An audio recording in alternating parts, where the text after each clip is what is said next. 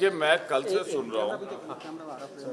सुन रहा हूँ और इधर चुनाव में एक थीम दी जा रही है, अपराधीकरण माफिया की।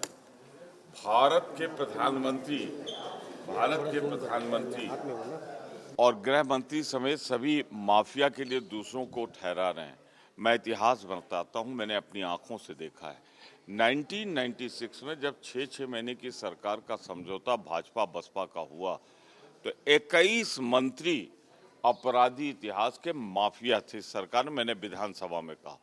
और जब कल्याण सिंह मंत्रिमंडल का गठन हुआ तो उसमें यही 21 मंत्री थे। तो मैं कहना चाहता हूं, उत्तर प्रदेश में माफियावाद आया, अपराधीकरण आया, तो उसकी अगर जिम्मेदारी किसी की है तो वो भारतीय जनता पार्टी। मैं तारीख बता रहा हूं, विधानसभा कार्रवाई बता रहा हूं, भारतीय जनता पार्टी दोषी है।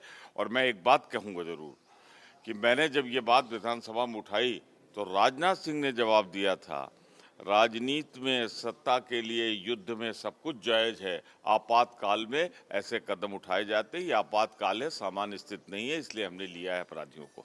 मैं कह सकता हूं कि आपातकाल है पर अघोषित है राजनीति में।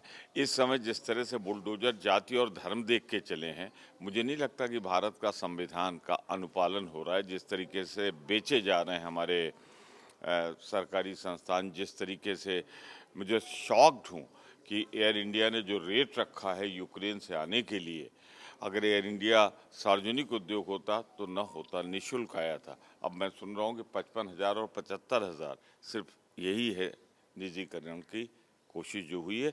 मैं सिर्फ इतना कहूँ, अपराध की अम्मा, अपराध की जननी, अपराध की जन्मदाता माफियावादी कोई है तो उसका नाम है भारतीय जनता पार्टी 1996।